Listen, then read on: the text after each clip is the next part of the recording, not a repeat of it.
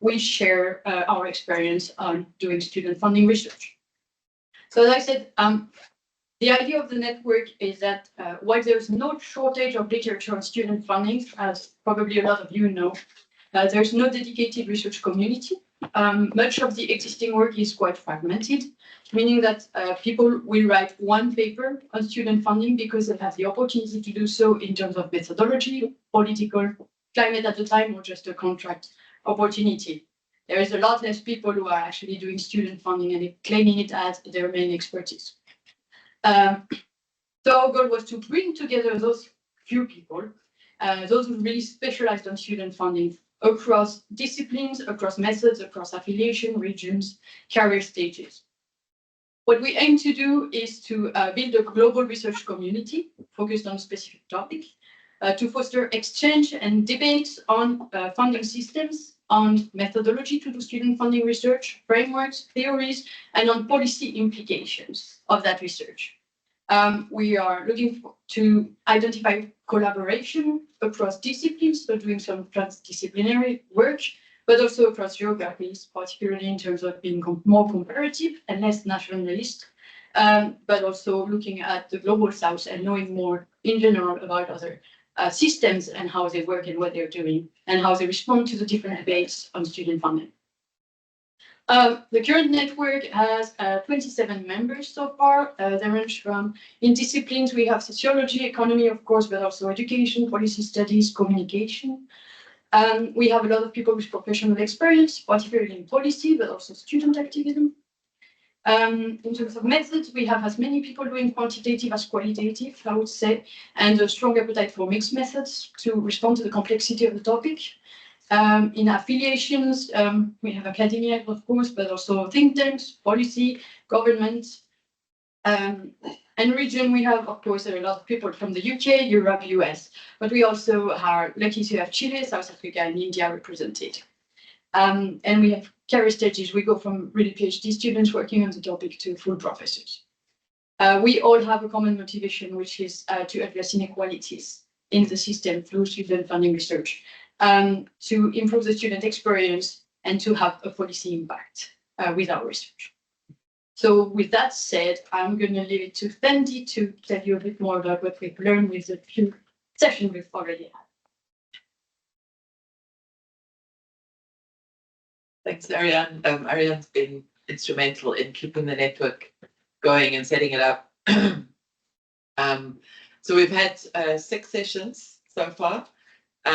We started in October last year, and it's been really fascinating. We've had covered a range of country contexts, most of which are covered in the network.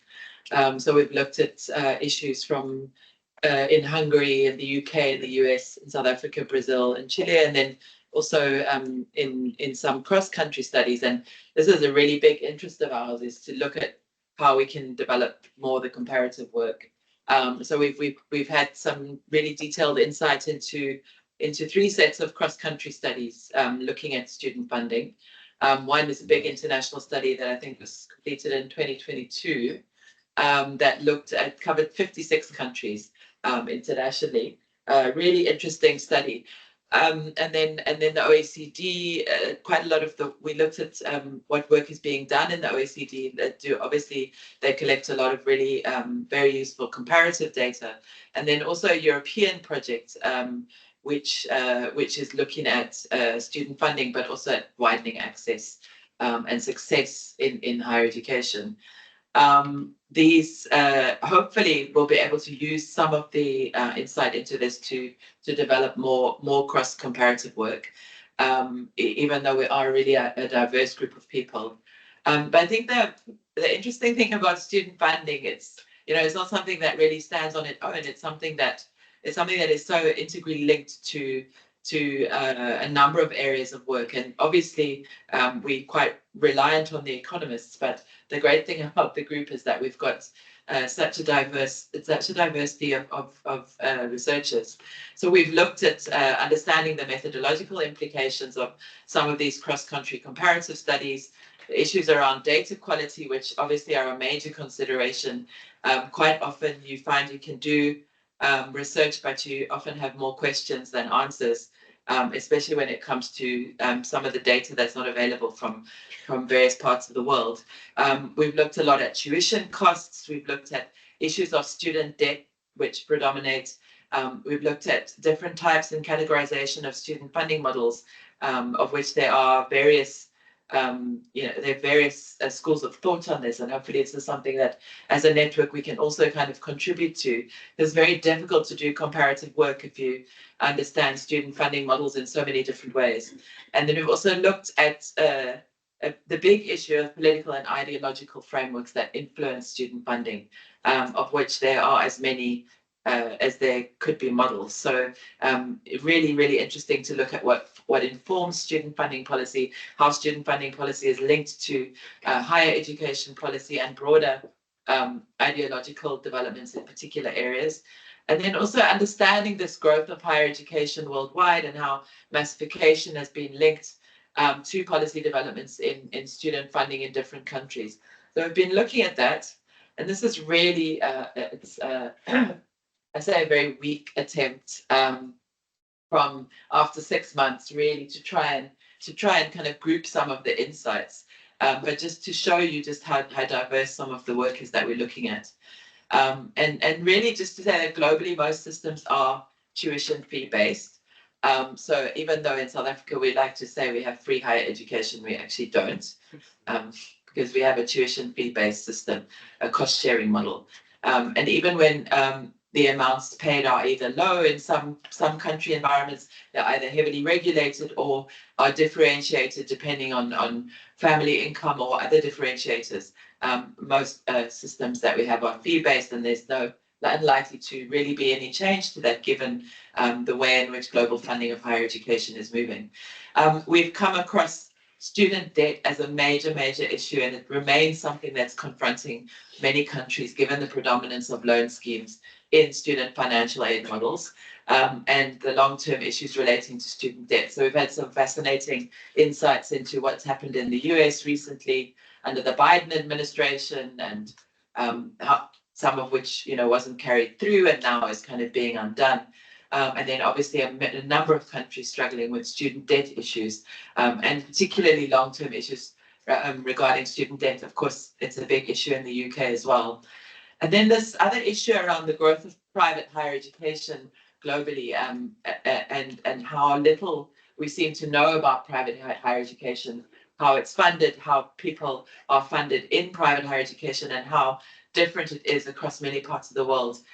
We had a fascinating presentation on Brazil, and Brazil's got a very large private higher education system. Many other countries in the global south do as well, and the need for us to really begin to understand more about how student funding is operating both across the private and public sectors. And then a really interesting set of discussions about how student funding policies are located within higher education policies and higher education funding policies. In particular, the issue of how tuition fees are regulated, if they are or if they are not. In South Africa, it's currently a very big debate, because as much as we have a massive state contribution to tuition fees and to universities, probably still one of the highest levels in the world, although we have a very small system. We don't have a proper regulatory system for tuition fees. And so the inequalities between what universities charge is still very high. So we've come across quite a lot of interesting debate around tuition fee regulation and how it links into the need to regulate student funding. And then really great discussions, and honestly, some of these are really quite underdeveloped in a way, understanding access to university, but also how funding contributes to success. And there's this link between understanding funding schemes and their outcomes, and of course the need to show that the investments that are being made, certainly at national level, in student funding are actually having the right kinds of outcomes. And this is certainly where I come from. This is quite an early area of research, even though the data might be available. So I think this is something that we're very interested in looking at across the different countries. We've also looked quite a lot about, because of the need to look at equity and the fact that student financial aid plays such an important role in equitable access to higher education. And the fascinating thing is that regardless of the the level of income of a country, every country in the world is grappling with this, is how to make higher education equitable and accessible to all. And so in a sense, it's the one area of global comparison where it's something that we're all actually interested in, and it's something that very few countries have actually managed to get fully right. Well, I doubt any country would say they've actually achieved it in terms of achieving something that's sustainable and affordable in the long term. So we're really interested in looking at this, but also had some fascinating discussions about how you measure household income, and how this can influence student financial aid, what different countries are doing. It's a big issue for us in the Global South. And then, of course, we also looked at creating typologies of student financial aid models that can create cross-country comparisons, looking at the complexity of models, the data challenges, but also given that student financial aid is so much more than just about tuition fees. It often encompasses, it has a massive effect on student housing, on infrastructure, on many other areas of university work and life. So we're beginning to explore some of those areas as well. And now I'm going to hand over to Chris. Thank you.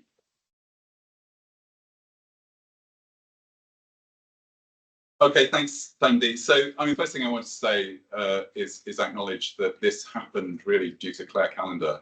Her unique interest across disciplines, but also crucially, one of the things we found in the group is you've got a lot of people who've been mobile between academia, government, and think tanks. They've actually moved between those worlds, and that's a really vibrant space to operate in if you not only want to be involved in conducting research, but also make a difference. Ultimately, and none of this would have happened without Claire, so I want to kind of acknowledge that and her unique set of interests and connection and commitment to making a difference. I'm just going to finish by almost like summarising some of the big challenges that we've identified here, both in terms of conducting research and in terms of changing policy. So the first is, and Thandi's touched on this already, there are some real challenges in conducting research in this area. It's quite difficult to define fee levels and actually capture fee levels given variability and given discounts and issues like that. It's very difficult to capture student finance, not least because a lot of student finance doesn't come from the government, it comes from institutions and other sources. So actually understanding what's going on with finance is quite complex. There's also then the kind of indirect set of benefits that happen through the taxation system, for example. So there's a very complex area of work in terms of understanding what support is available to students and what they're charged. There's another element which is really important, which is the hidden costs to students, housing, food, transport, issues like that, which really affect behaviour and a major issue, particularly at a time of rising costs. And then what we found internationally is that some areas of data that we take for granted, certainly in the UK, like ethnicity and disability, for example, are just not available in some other countries. And some categories of learners, for example, what you might describe as the missing middle, people above thresholds, just above thresholds that entitle them to support, are not very well captured in the literature. So there's quite a lot of gaps that we need to fill in order to understand it. In terms of the policy challenges, well, a lot of this will be familiar to you. We're coming across in the debates issues around the tension between open access and flexibility and fiscal constraint and completions and outcomes. That's, of course, a perennial theme when you're talking about student funding and finance. One of the issues I'm acutely aware of, having worked in government policy, is sometimes you feel that higher education policy, whatever you do, is outweighed by what's happening more widely in the economy and society. So, of course, what's happening earlier in the education system and the way in which that's influenced by broader social patterns, but also what's happening in the labour market. So you can't see higher education policy as a kind of self-contained space. There's a really important issue about trade-offs. So we can see in some systems a kind of popular drive to give more money to students, to reduce fees and improve student finance. But without more money overall, that often comes at reducing money for universities. So you've got tensions there between quality and participation, and you've got to have a realistic sense of both. And then, as Thandi mentioned already, what we can see in everywhere is the growth of the private sector and real need for policy to think about what levers do you have over the private sector, given how important it's going to be. And of course, that's often about regulation as much as it is about funding. I was just going to finish by reflecting on some challenges for the future, one of which comes from a session which we ran, which looked at England and actually big reforms in England in the 1960s and then Hungary now. And the theme with England, which for those of you from this country goes back to the Robbins Review, was this notion of a liberal view of the world, within which constraining some freedoms by spending public money now would open up freedoms in the future through knowledge that flows through from higher education. That's a very liberal worldview that led to the expansion of higher education in the UK and has continued to a certain extent since.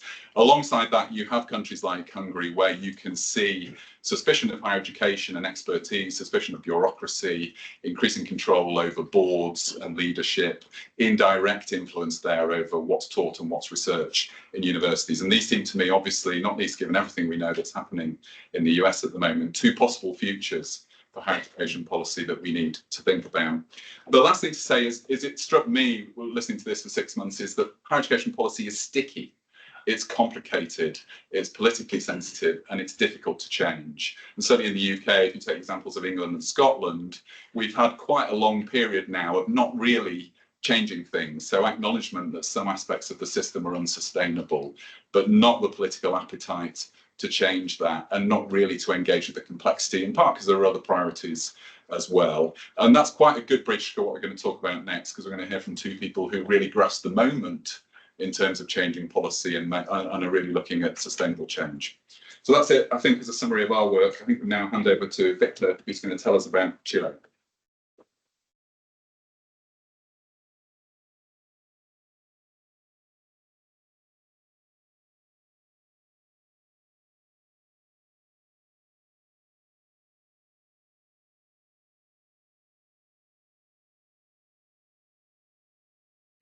Thank you very much for this invitation. My English is far from perfect. I will try to speak slow, but I also going to need your help because I insist my English is not perfect. I will try to talk about the Chilean experience and how how does it work, a free market higher education system with a 30 or 40 years of privatization policies.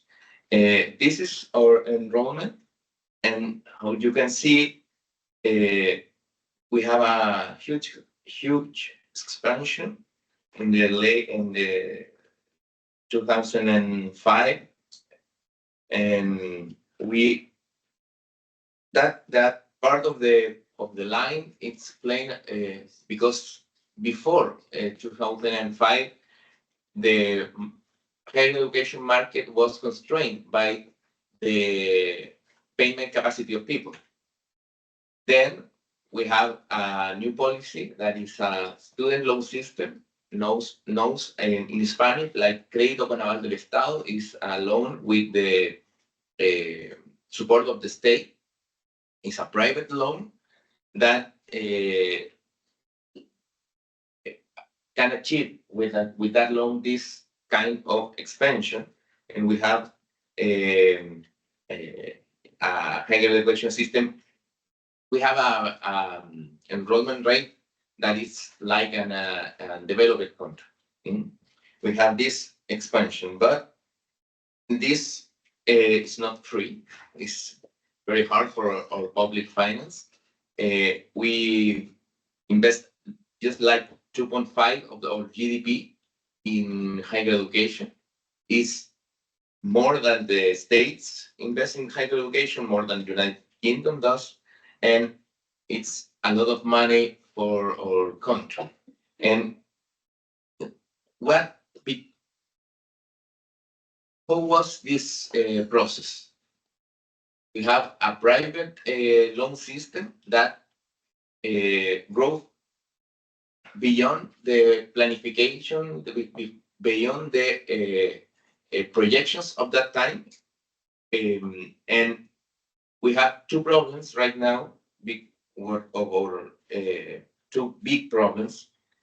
I will talk about this right away, but I want to try to, one or two problems. First, we have a very huge price distortion, or tuition fees rose 44% above inflation from 2010 until now. We have higher prices for tuition, higher tuition fees, and we have, I think, a distortion in our enrollment rate, because with Crédito Ganador del Estado, with our loan system, the government thought at that time that we're going to have 35,000 credits, but in reality, we have 350,000, 10 times more. We grew 10 times more in our enrollment than was planned. And that's, with that information, I went that you look at these lines. The, how do you say cortada? La línea cortada. Interrupted line. Drop the line. Drop the line. The line with points. It's very hard for me. It's doing very well. It's hard. The line points is the space that having on a structural in labor market of the directive and professionals and technicians.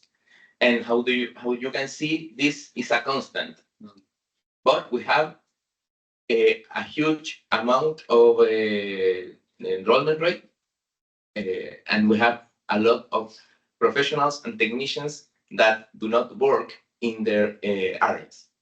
It's like a professional sub-employment, underemployed. And this, if the student loan system was financing this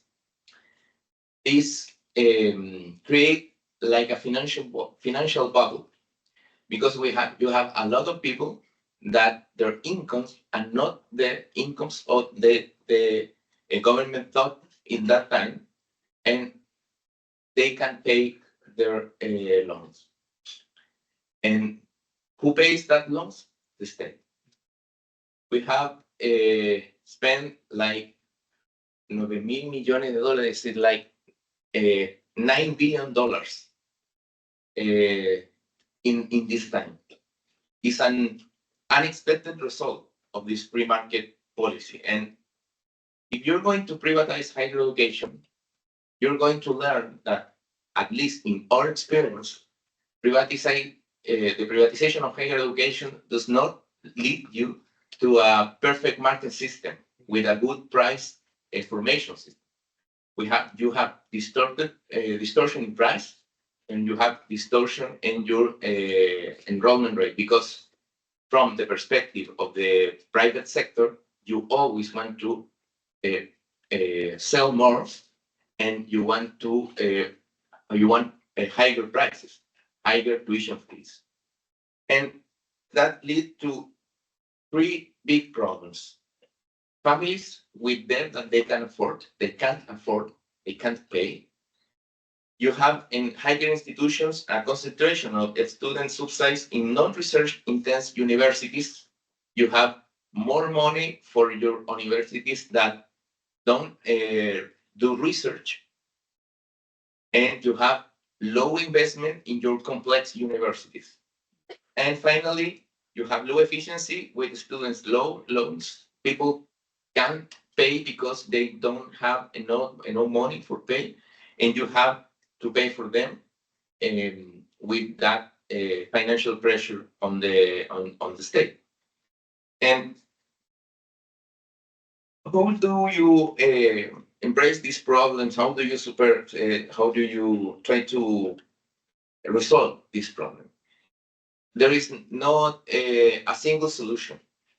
We're trying to impose a global modernization of the higher education system.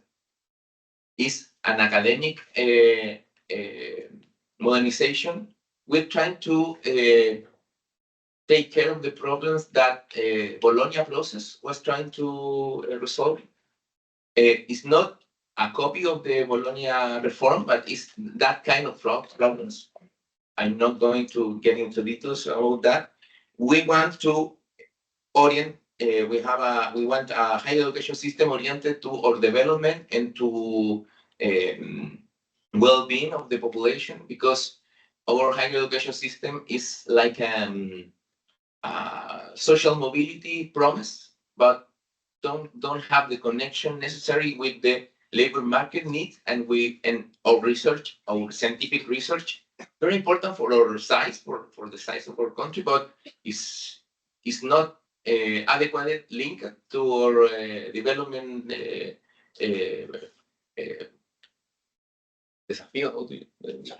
challenge, our development challenge. And we want to do this spending less than we are spending right now, because we give to the higher education system 2.5% of our GDP.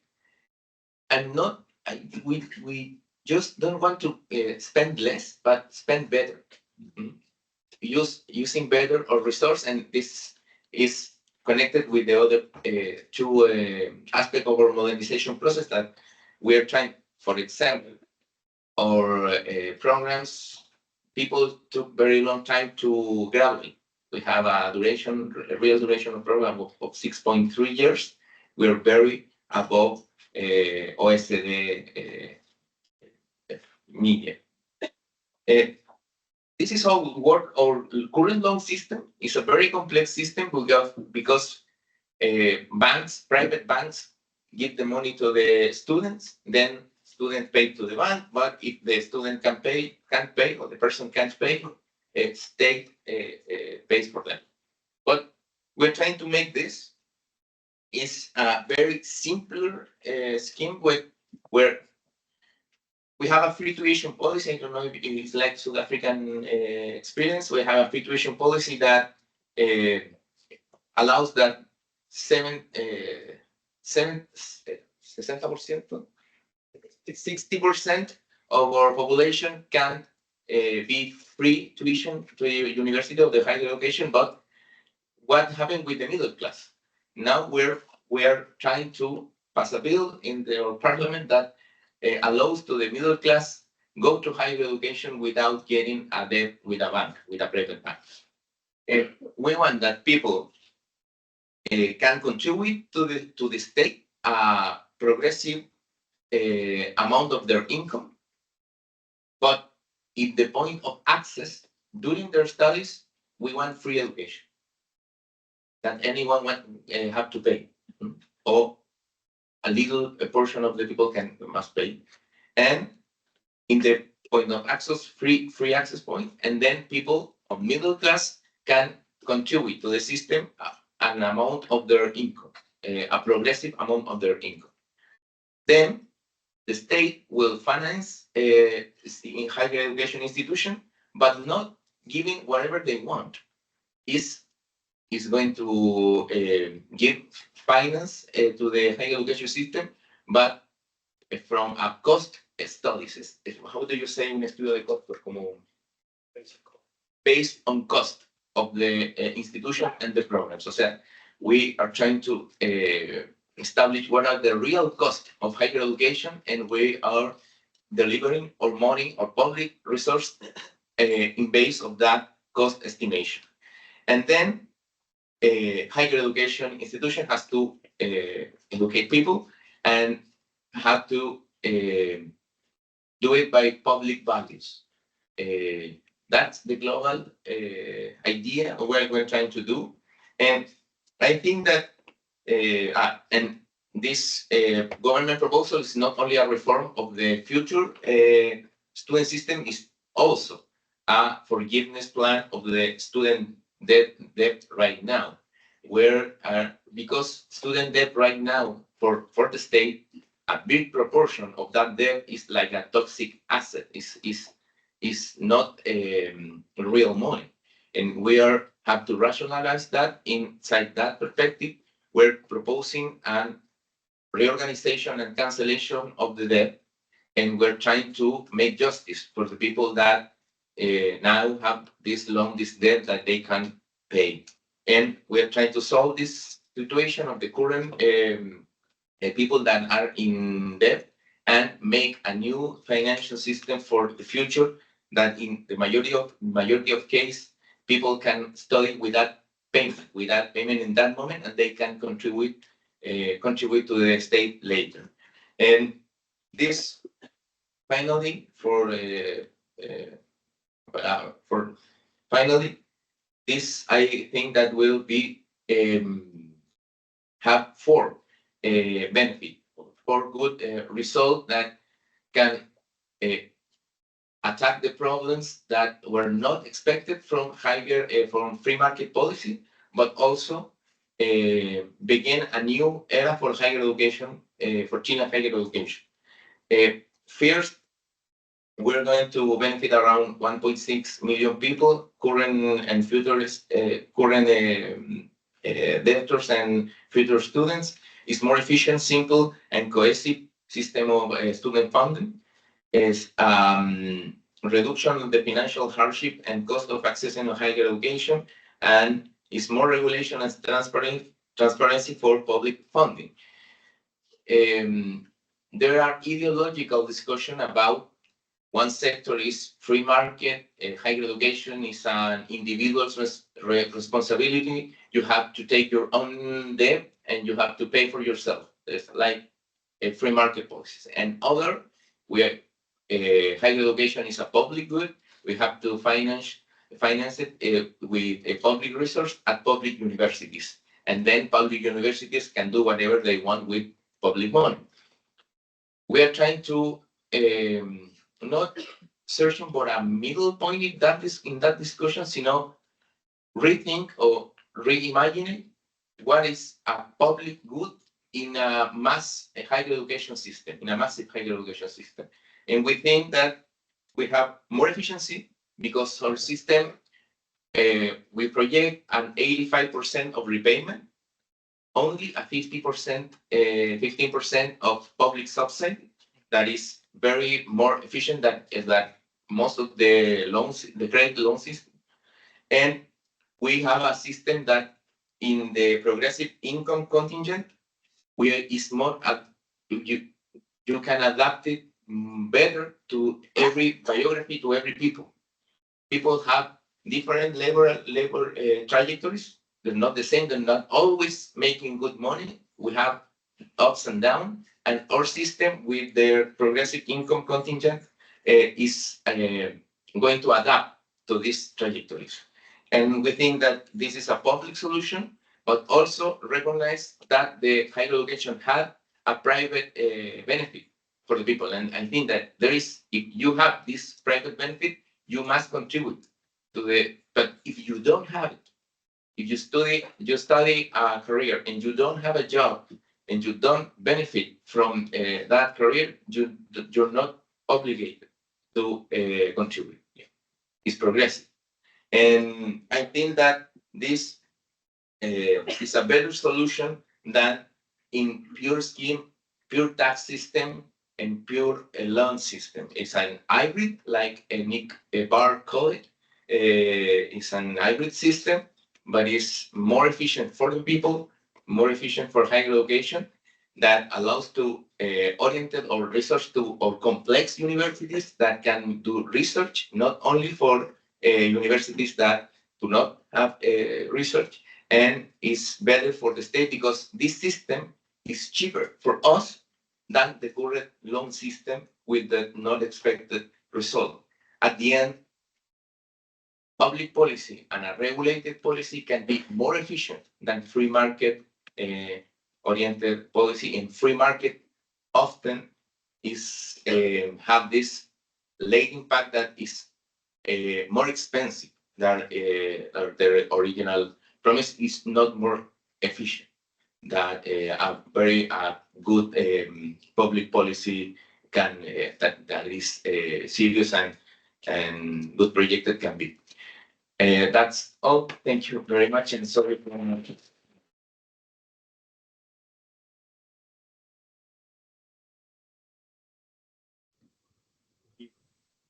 try and get Joe onto the screen now. See if I can.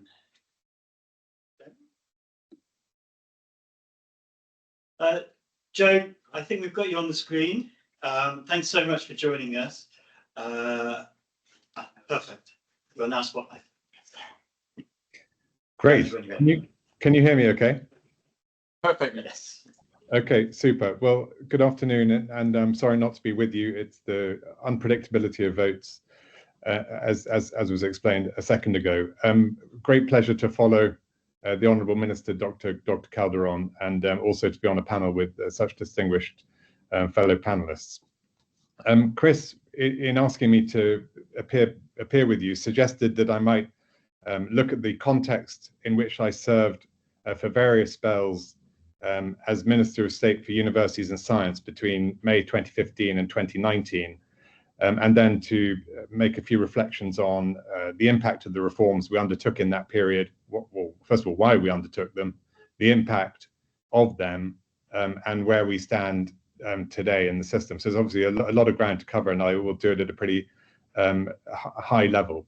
I think when I took office in May 2015, having served as head of the policy unit in number 10 Downing Street during the coalition government between 2010 and 2015, we thought that there were basically 5 sets of issues which we needed to address. First of all, it was the question of regulation. The system of regulation of higher education had not kept pace with the funding changes in the system that had been introduced in 2012, when England moved to a system which put the vast onus of funding undergrad higher education onto the student, with an increase in fees from 3,000 to 9,000, and sort of a deepening of that income contingent loan model that had been introduced in the Blair years. HEFCE, the then regulator, was not a market regulator. It was a funding council, and for all its many qualities, it was clearly captured by the institutions it was supporting in that role. It was not a market regulator, and I think everybody in the sector can feel the difference today when they deal with the Office for Students, the body we eventually replaced it with. So point one, regulation simply hadn't kept pace with the change to the funding system introduced to deal with and make massification affordable to the taxpayer. Point two, we felt that teaching quality experienced by the student now very conscious of the cost of their own tuition, was of a very variable quality across the system. There were clearly pockets of patchiness in the system, and it was important to address those. We, as elected politicians, were getting significant feedback from parents, from students themselves, that they were concerned about the quality of provision, inadequate teaching time, inadequate contact hours, and so on. And that needed to be a priority for us. Third issue was a sense that there was too little innovation. There had been an evident decline in part-time provision. There had been an entrenchment of the traditional model of 3-year undergraduate bachelor's degrees, and really great difficulties for new and dynamic providers to get into the system and change things, and to introduce new ways of delivering higher education. So we did feel we needed to address the barriers to entry in the system to encourage greater innovation. Fourth issue was around access and social mobility. contrary to expectations, the introduction of the funding model, the deepening of the income contingent funding model hadn't deterred underrepresented groups from accessing higher education, but we wanted to ensure that that didn't become the case. And we felt that we needed to do more to ensure that any barriers to disadvantaged groups did not materialize over the course of the coming years. And we wanted to put in place mechanisms to ensure that happened. And Chris was obviously at the office, in his then role at the Office of Student, crucial in that part of the work we would go on to undertake. The fifth policy area which we felt needed attention was the underfunding and to some extent ineffectiveness of public R&D. Public R&D prior to our reforms was siloed and fragmented across the various research councils, 7 or 8 of them, including Innovate UK. And this was a point of difficulty in terms of the interface between the research community and government. The Treasury was reluctant to pump more money into our research system without a single point of accountability for the value for money of that spending. And we needed to address that to encourage the Treasury to feel better about meeting the sector's demands for more money for research. And obviously at the time we were also dealing with the aftermath of the Brexit vote and the likelihood that we would struggle to retain our membership of Horizon, at least on the terms that we had enjoyed up until that point. So those were the sort of 5 sets of problems that we encountered, that we felt we needed to deal with. And how did we do it? It was quite a battle, one way or another. The policy process in England, if you're doing it in the sort of correct way, begins with a green paper, progresses through a white paper, onto legislation, then to secondary legislation, then to execution of the secondary legislation and, delivery. And I was lucky as a minister to have that whole journey. And I was very privileged to, be able to see a set of reforms through in that way, all the way from policy design to, ultimately helping choose the people who would go on to lead the organizations that we were creating to undertake this work. So the green paper in November 2015 tried to address those 5 sets of issues. We introduced the concept of a teaching excellence framework, which was for the first time to create a system for assessing the quality of teaching and of student outcomes, and posited a link between quality and funding for the first time in our system, which, as history went on to show, we didn't successfully implement for more than 1 year. But the teaching excellence framework remains with us, although not the link to funding. We introduced proposals to simplify entry for new providers and to reduce the bureaucratic hurdles in the way of high quality new providers, in the hope that that would foster innovation and competition that would benefit student choice and enhance quality.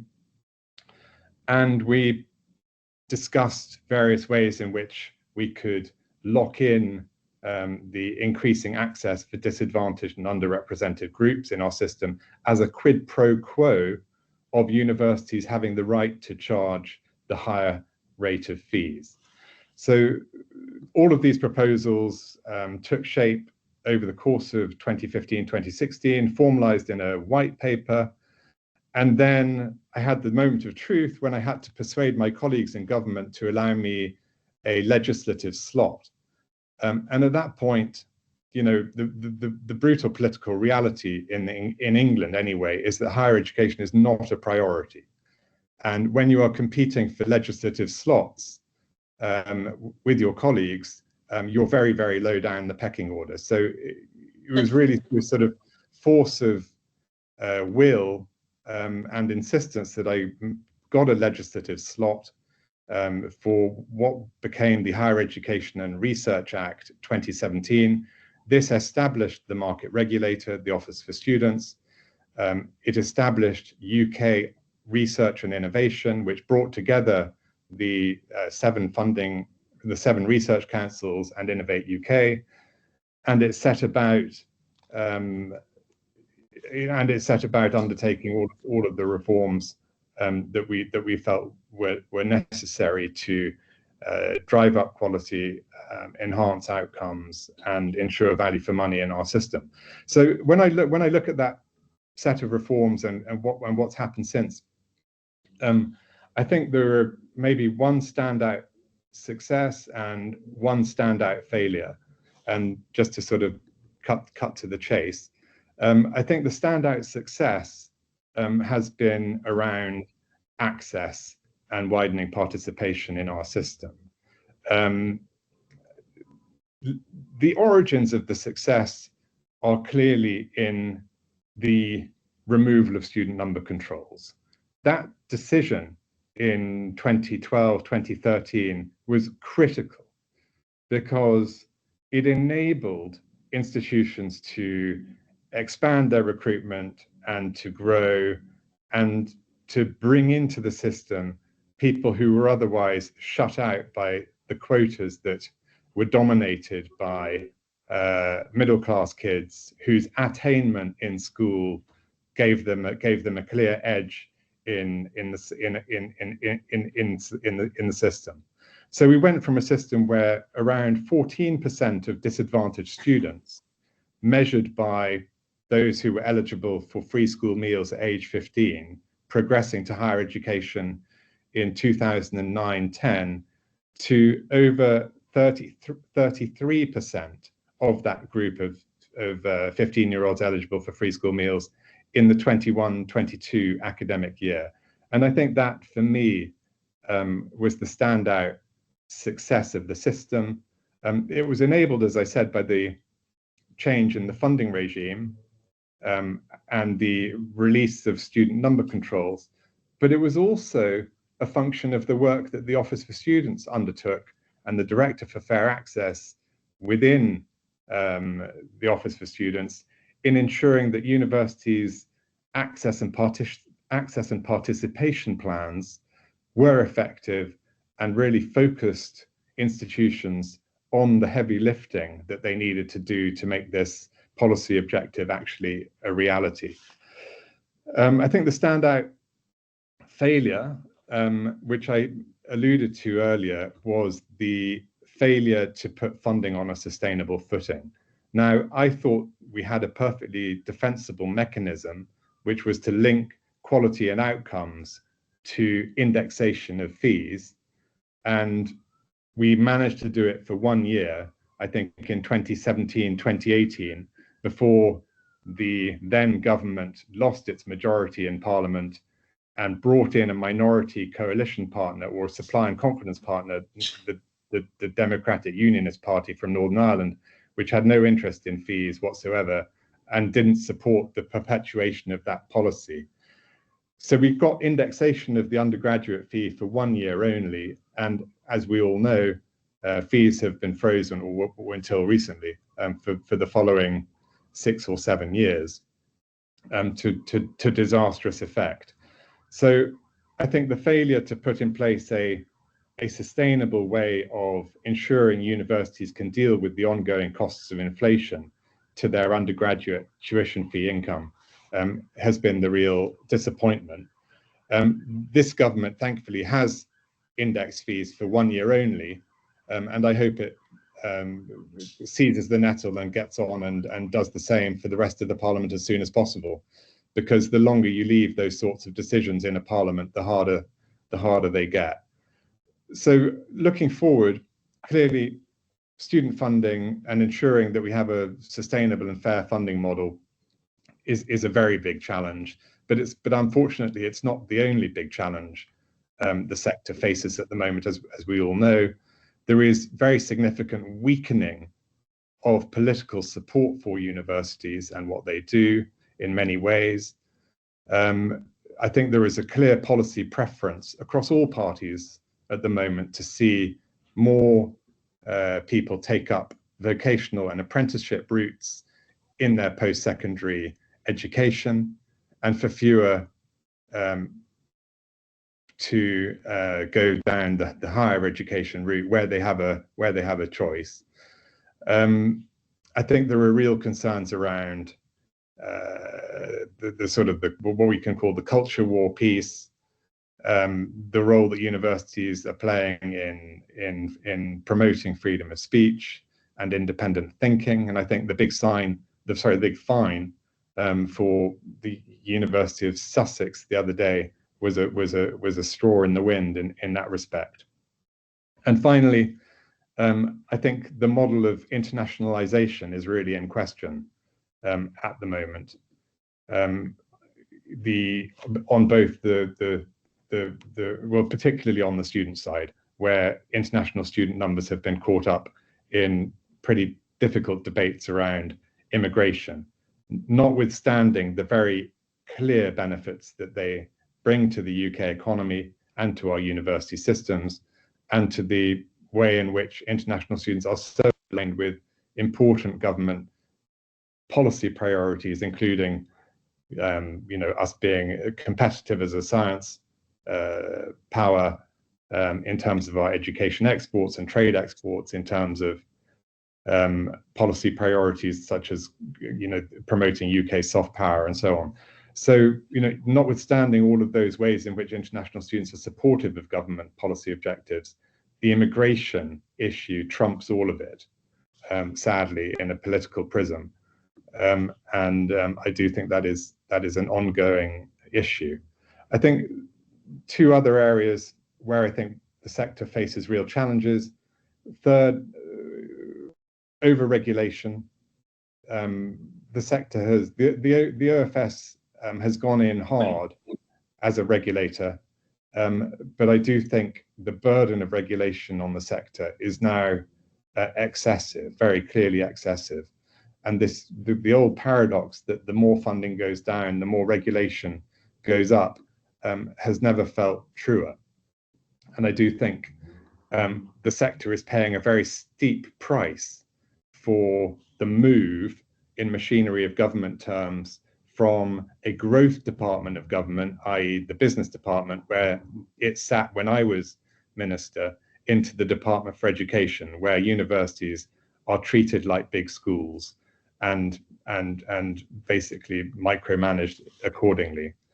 And finally, I think we've taken the final challenge, I would say, is that we've taken our sector for granted for way too long as a calling card on the world stage. It is one of the UK's greatest national assets, but maintaining our position as a leader in higher education and research will require very, very significant investment. And I don't think we can continue to assume, the very high share in the top 100, top 200 institutions globally, unless we recognize that point.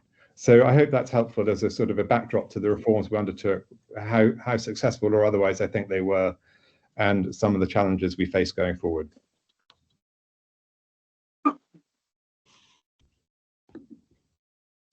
And thanks to all of our speakers.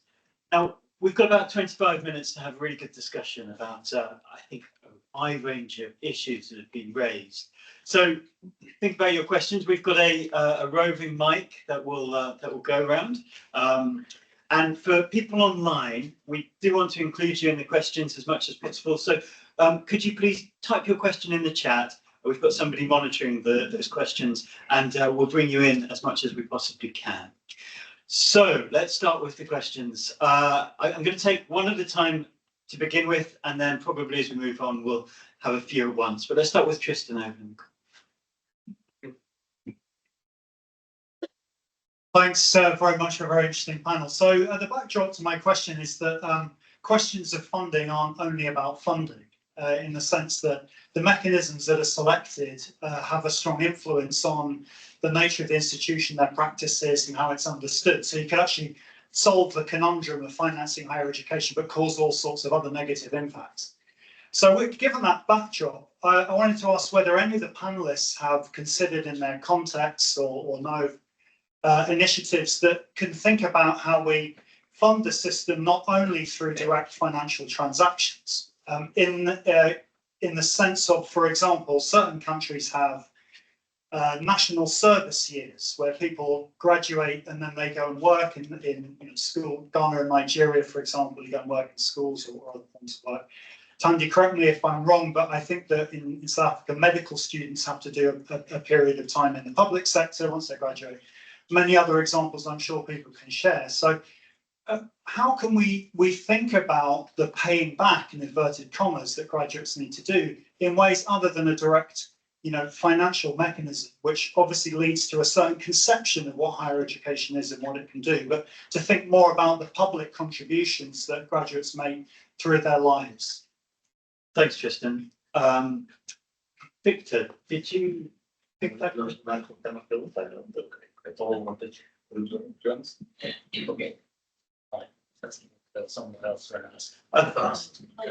Thandi, do you want to start? And No, it's it. We can take few questions. I'm just asking. You don't want to get more as I'm going to start with just one question at a time to begin with, and then we'll.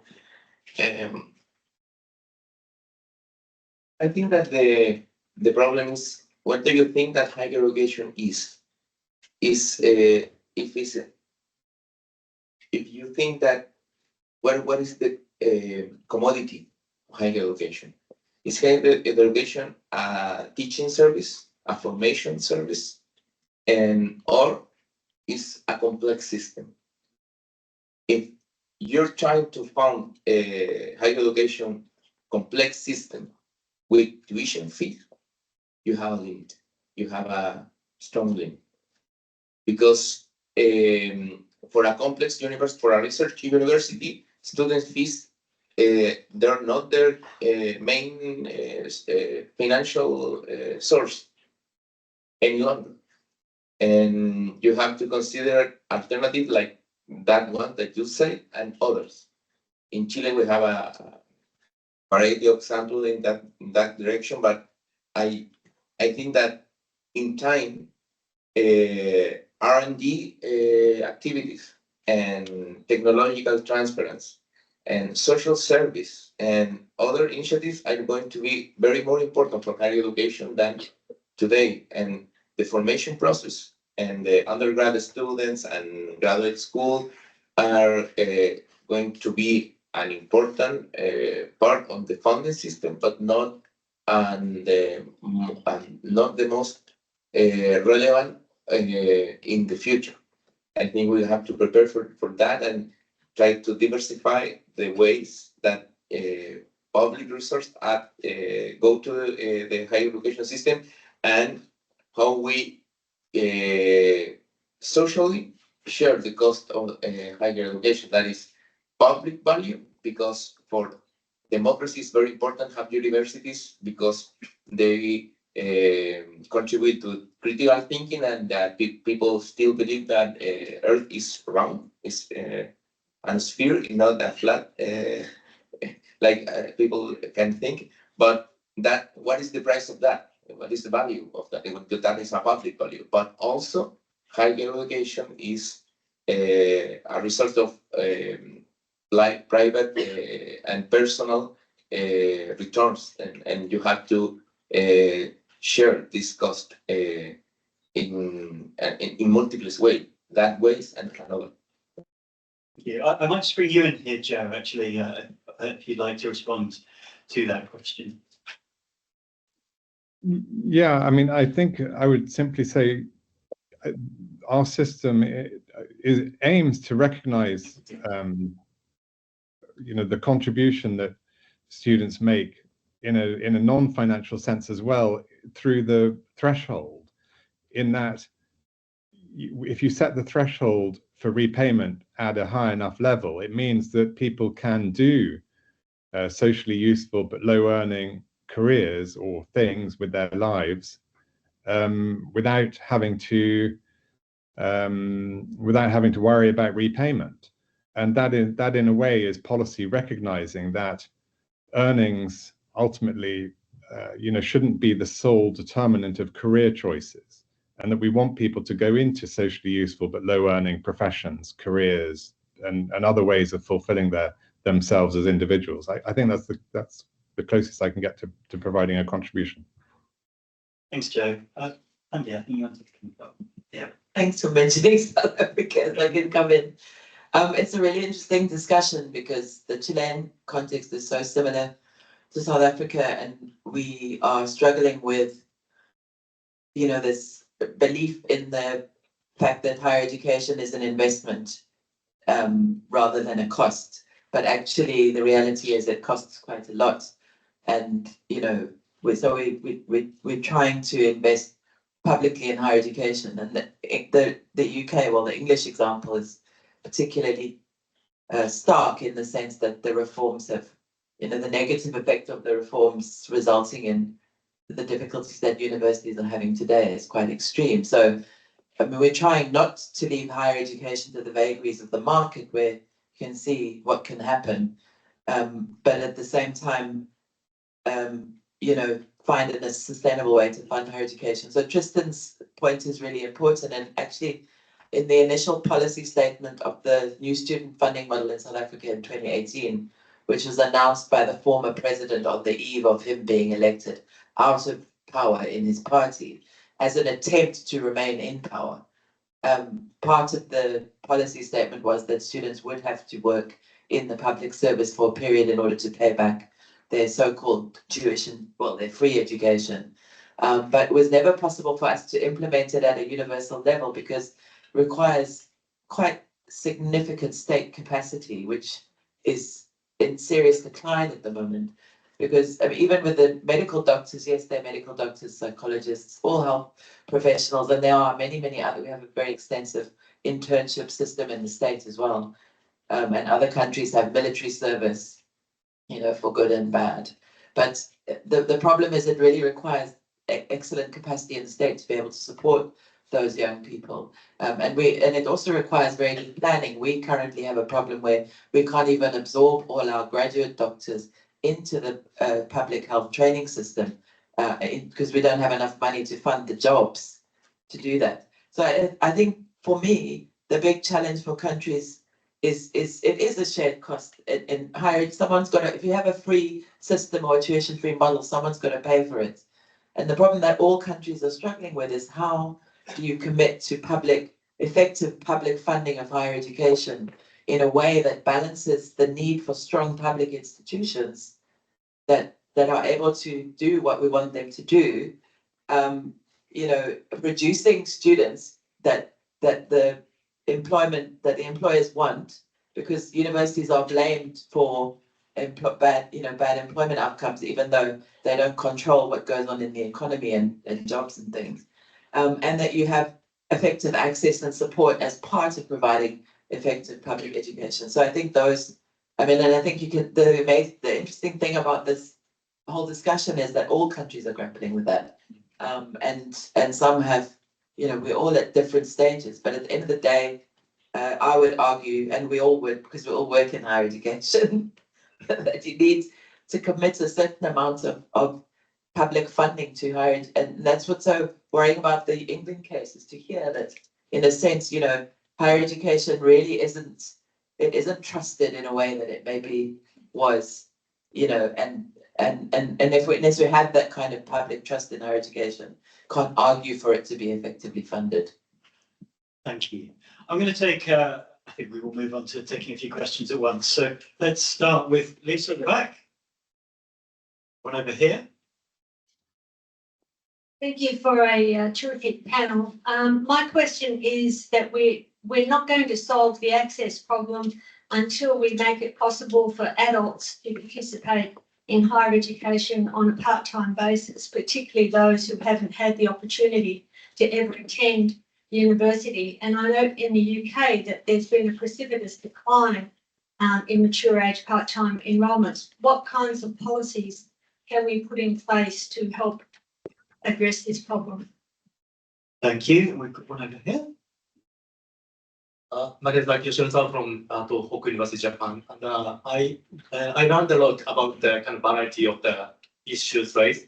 But let me add one more point that sharing our experience in Japan. That we have very strong belief that high expenditure or the high investment by the family causes the low birth rate, and then they're going to the decline of the youth population. That is our kind of very strong consensus among within the society.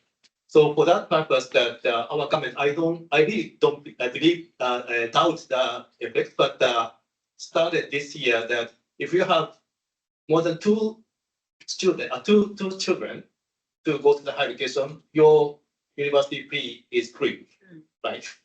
And that this is a very ridiculous, but still that there is a kind of the very serious consensus that we need to have something to do for solving the issue of the population decline. So that if you have any kind of such a kind of a discussion within your the group, I really appreciate to hear it. Thank you. Thank you. And I'm going to take two questions from online as well in this bit. So the first question is for Joe on number controls. If they're such a success, why are there so many calls for them to be reintroduced? And the second question from Beatrice is, what do you believe institutions can do to offer future generations the opportunity to build a better world in the name of internationalisation, despite the growing complexity and challenges of the Anthropocene era? So let's go to our panel first. Would anyone like to take a question on adult education? Chris? Yeah, so I mean, I would say I'm a supporter of the core of the reforms that happened in England over the last 10 to 15 years. It's certainly the case that levels of participation, numbers of academic staff in universities, the footprint of universities across the nation is grown substantially as a result of that, and I think that's a good thing. It's also the case that the way the finance works has worked really well for young people. Income contingent loans repayable after a long period of time, and not so well for adults. I was talking to a colleague who was in Birkbeck in 2012, and I remember being in discussions in 2012 saying to Birkbeck and the OU, don't you think it should be funded differently? You sure this is going to work? And they felt that it should be done in exactly the same way. And I think that's proved not to work in quite the same way because the attitude for debt is different when you're older. So I do think, we need to keep the momentum going on access. But actually, if we're going to address some of the things that the current government in England is flagging, particularly regional disparity, which tracks attainment in school very strongly, then that's only going to happen if you're looking at access later in life. And that's crucially about progression from work, progression from FE to HE, arrangements between colleges and universities, and a much more tertiary approach to thinking about what happens in local areas. And that needs to be a core part of the kind of devolution thinking into the future. So I think we have a good story to tell about access, but it's really about young people, and the next threshold really is adults. Thanks, Chris. Anyone want to talk about Japan or respond to the... No? I'll say one thing. So there's a great article about Bristol in the paper this week. So Bristol has the lowest birth rate in the country, apparently, and that's because it has so many graduates. And they go into professional jobs and don't have children. So clearly we are having an effect on the birth rate. Equally, I would argue that, as you can see in this room, we're incredibly international. We're enabling global mobility and bringing new people into the country. So on the one hand, we may be having a negative effect. On the other hand, I think we're having a positive effect, and hopefully they even each other out. Thanks, Chris. About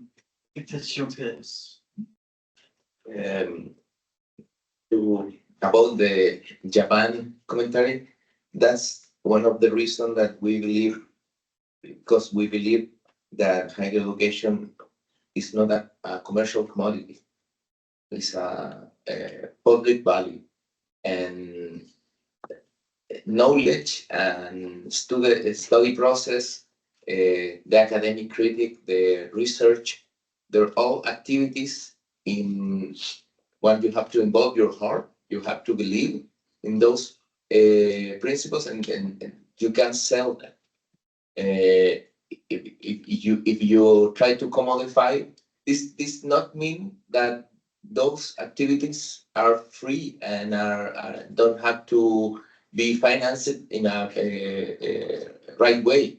But in Chile, we have a very low birth rate, very low. And one of the reasons is because life is too expensive for the people.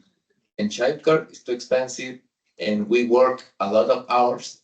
That's why our government produced the, how do you say, jornada de trabajo? Working hour from 44 to 40, and that's what's very, but that was an issue in Chile. And I think that's the reason, because you have to consider a higher education as a social right. Because if you don't, and you still put in those families the financial weight of their decision, they don't going to have children, because children of the future want to be happy, and be happy. It's more expensive for every generation.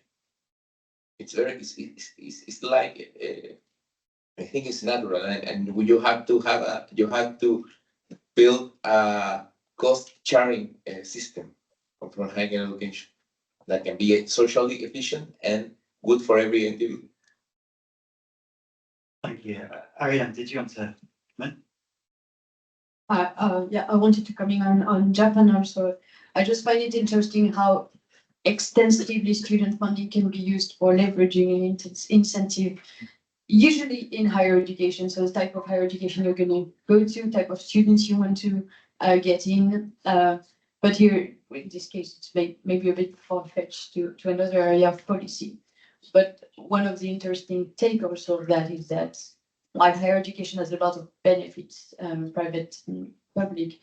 One of the only disadvantage that is shared into the literature is the low fertility coming with graduation, particularly of women. And there's even some links in some countries between having a student loan and not having children or delaying childbirth. So I wonder how that's going to all work out together. Thank you. Joe, do you want to come in on numbers and the Anthropocene? I can certainly try the numbers. I think I will let others do the Anthropocene if you don't mind. But on the number controls, yes, I do genuinely think student choice in our system has been a success, and it would be a great shame if the self-interested calls from institutions who are losing market share and losing students prevail and see student choice stamped out in our system.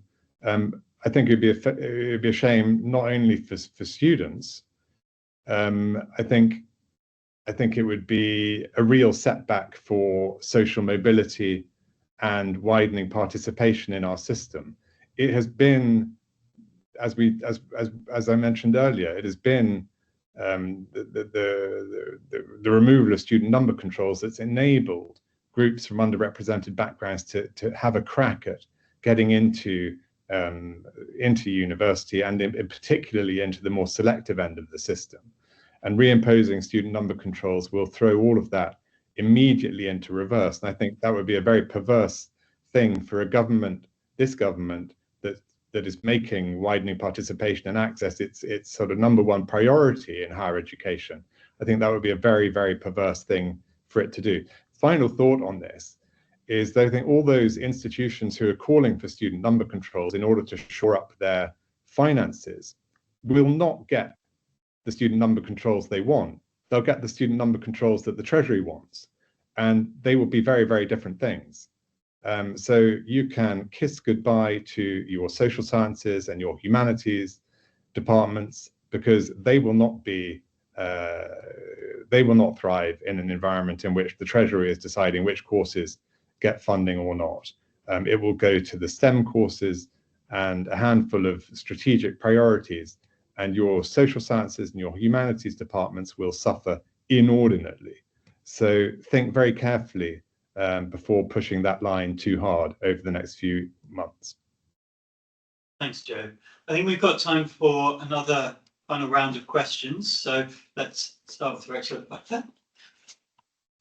Thank you. A couple of panellists have made the point that for there to be more public investment in higher education, there needs to be more kind of public appreciation, public valuing of higher education. So my question really is kind of, what's the message to the higher education sector in relation to that? Is it a message about kind of being better communicators about what we already do, or is it about changing the kind of things that we do? Thank you. Another question. I saw one. Oh, there's one over here. Yeah. Thank you for your presentations. My question is about measuring success. When you're looking at your research and your policy-making processes, how are you defining success? Is it the access and numbers, so essentially how many students are getting into higher education because of funding? Or is it about the translation in the performance, so academic grades, achievements? Or is there a qualitative aspect, so looking at how funding impacts notions of belonging and acceptance into student communities? Essentially, what is success after the acquisition of funding? Thank you. Good question. And let's have a final one from Helen. Thank you very much. You've talked about cost sharing in various examples. To what extent has your policy debate been informed in any cases by a real discussion of what these costs are, and why does the cost sharing not include the employers who benefit, or would that bear some of the risks that maybe Joe's just been talking about if we'd end up with a distorted system because of the pressures that employers would put on? Fantastic. Thank you. Okay, who wants to go first? Chris? Trusted guy. Yeah, so on the public trust issue, I mean, I think the UK is probably not unlike a number of other countries where a real challenge is the people who are not going to university and the places where they tend to live. And those are the places that are politically quite volatile at the moment and attracting a lot of attention. And it feels to me, I mean, I was involved when, under the 50% participation target, and the expectation there was that would happen by going out to places without universities, which was certainly said to happen through outreach, but that actually meant going out and setting up a centre with an FE college in a town that didn't have a university.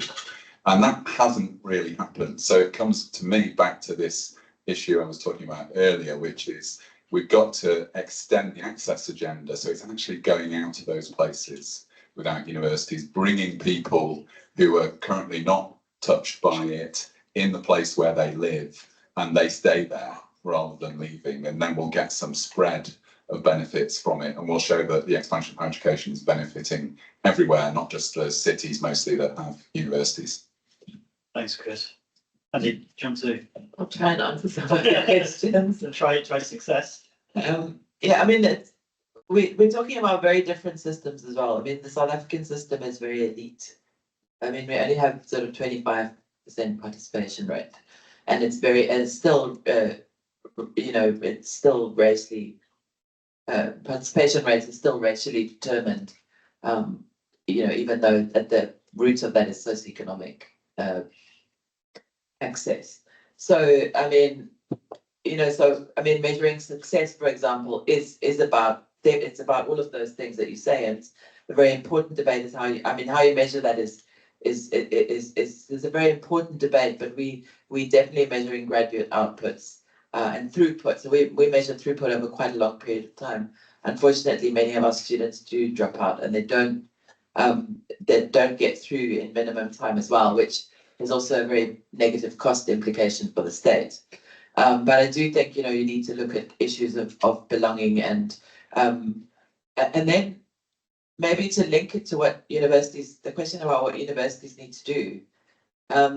Unfortunately, quite a lot of it kind of falls on, sometimes the pressure falls onto academic staff, and it often also falls onto particularly precarious academic staff. I don't know about other countries, but in South Africa, 60% of our academic staff are actually in temporary positions. I think that's more or less the global trend.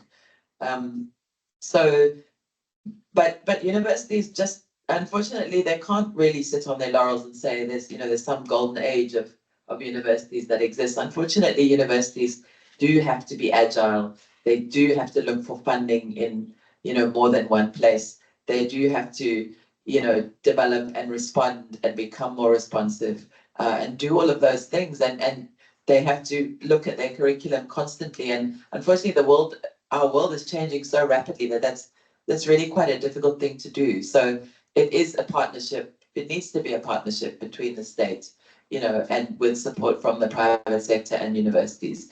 I just wish that we could find a way of doing it not through the rankings, because the rankings are not a real measure of much. I mean, that's a whole nother debate. But if there was another way of, measuring success not through the rankings, then I think those are the things we should be putting energy into. I'm just gonna intervene also on this, on the success in student funding. It goes back to the question, who or what is the student funding system for? And you really want to answer the student, but that's not always the case. If it's the student, then a positive change is going to be a positive change in funding, meaning, less tuition fee or something like that, would be just, looking at student numbers and diversity. A negative change, you look that you haven't hurt those measures. But actually, in a lot of cases, when you have student funding reforms, it's not all about the student. It's also going to be about the government, what they can put in the system or not. It's going to be about the institutions also, and those get you into very different type of success measures. So you have to think first about what's the objective of the student funding reform and where it comes from, which is not always, and I would say the majority of the time, it's not the student. It can also, we've talked about the fact that it's highly politicized, and a lot of these reforms come just before an election as a campaign promise. South Africa was the year before the re-election. Chile was a campaign promise also. So a lot of that is also just to get the electorate and to get the votes, and maybe that's the success that they're getting. Victor, would you like to respond? I will talk about this at the end, but first to the higher education system and the academics, where the government tried to tell them that we have a beautiful job, but it's a job. We're not superior to normal people.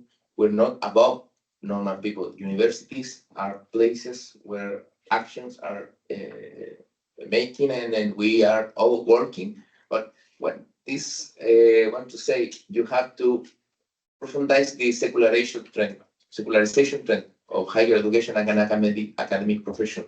I think that at the bottom of their argument, the privatization policies have this promise. We have to measure your outcome, measure your income, and want to rationalize your process, like in a quality assurance agency and models. At the end, there's not only a free market way of understanding this secularization process of academic profession.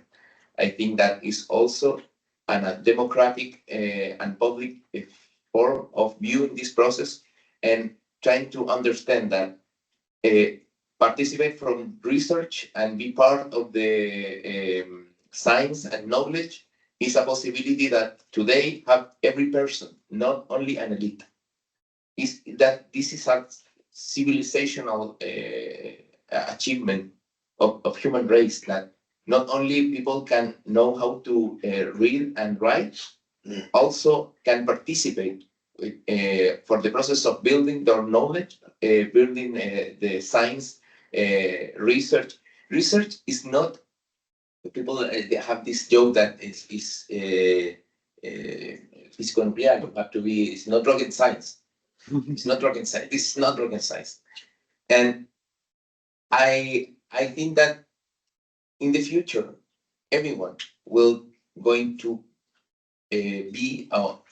will have the possibility of being a rocket scientist, and that's a very important for human development.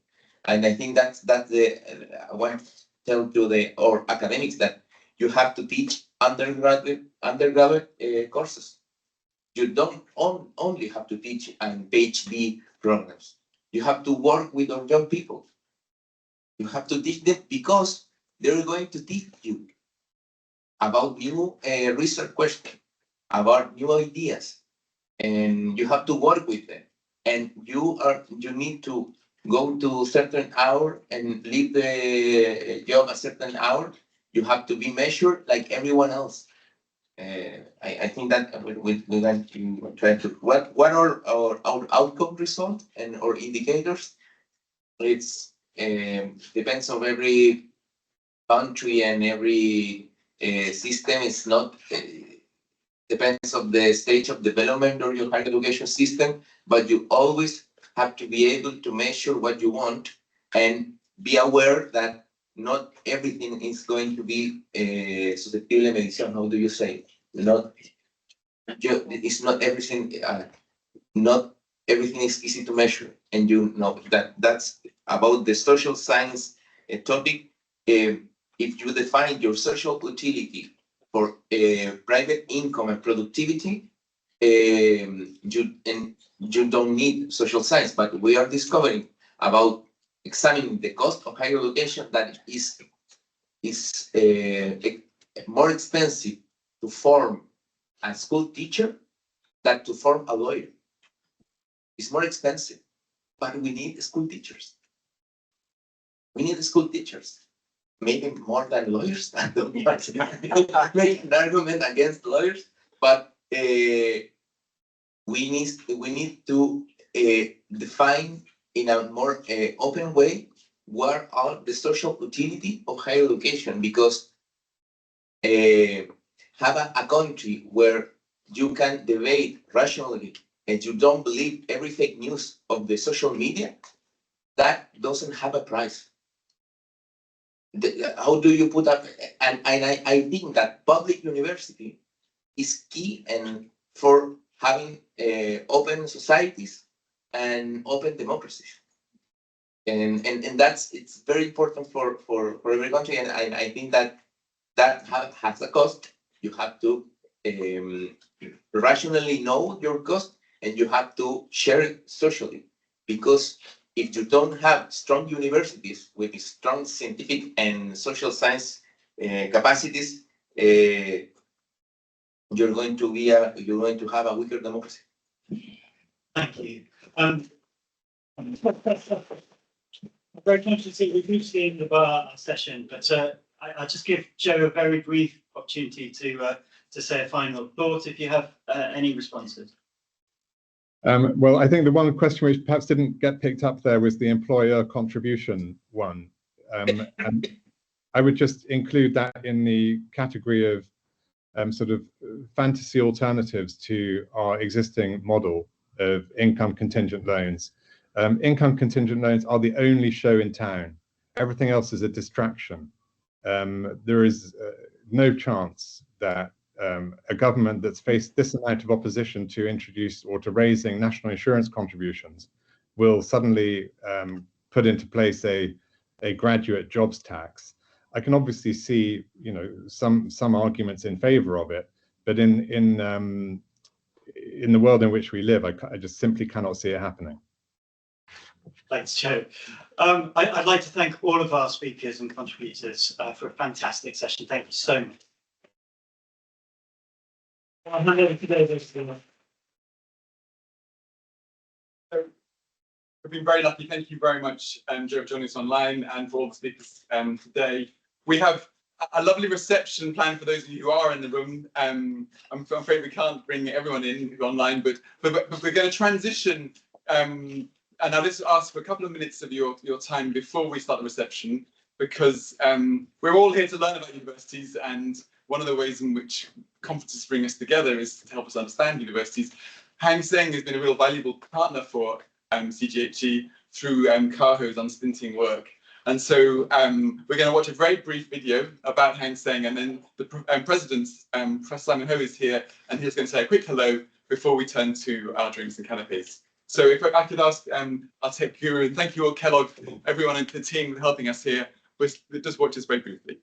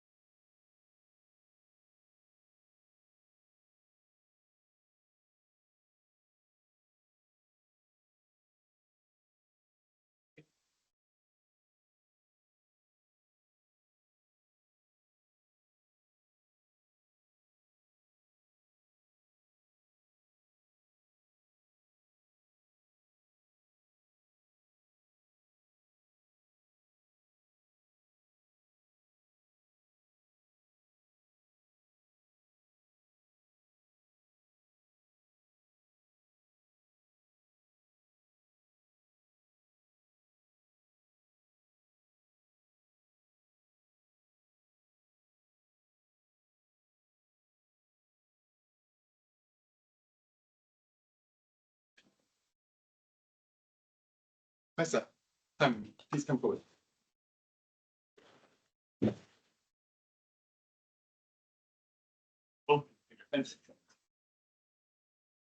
Thank you, David, and also the colleagues from the Center for Global Higher Education, and also I think from the Department of Education at Oxford. I trust all you have been very, exciting intellectual exchanges so far up to this moment. I think the kind of discussion definitely would benefit us to learn more about your country's national higher education policy. Now, for myself, I have been here for a few days, and also I have been picking up from different colleagues from different countries. And also, I think no matter where you come from, we have some common, I would say, quite universal higher education policy issues, which may be quite familiar and quite similar to many of you here. At the same time, I think for each country, for each economy, we have our own unique challenges, our unique solutions. So for us from Hong Kong, from Hansen University, I would say we're also facing a lot of challenges. So to put it in a very simple word, I always think higher education can be put in the matrix. All right, 4 quadrants. On the vertical side is about individual interest and public interest, and the horizontal side is about economic development or social development. Right now, I find we put too much effort, too much emphasis on individual interest and economic interest, and put much less on public interest and much less social cultural kind of development. I think for Hansen University, we are not a public university, so we have more autonomy, more freedom, more kind of dynamics to be quite different from many other institutions in Hong Kong in the region. For example, in the public sector, we have been seeing we have many high-ranked public universities in the world. I think we have 5 public universities ranked the top 100 in the world. At the same time, I think private universities are something quite new in Hong Kong. In the past, the Hong Kong government actually does not really support or encourage any kind of private university. And quite recently, for the whole national policy in Hong Kong, the whole higher education policy only promote, we want to create more talents to serve the economy, to produce more talents, especially on IT, on creative industry, media industry. So by the time we have been seeing, I think the whole higher education development, I think what I would say at this juncture is getting a kind of a loss. So I think at Hansen University, we are trying to do many things against the current. For example, we promote very small class teaching. So we also a kind of a liberal art and science institution. That means we create the room for undergraduate students to think freely, to ask questions, and also to realize the potential and hope they can be a better person and they can make a better world in the future. Rather than, we are trying to just producing more manpower for the economic development. And we hope our students, our graduates, can find fulfillment in their future work and future life. I think that's a common dream. I think we can exchange more during these 2 days conferences. I guess no matter how, I think apart from your local challenges, I think there must be also some universal things we can come together and share together, right? So we are also proud to be part of this conference. So we are also very honored to be a sponsor of this reception. So I hope if you can stay a little bit longer, I think we can have many opportunities to talk to each other, to learn from each other. So enjoy the reception, and thank you very much for your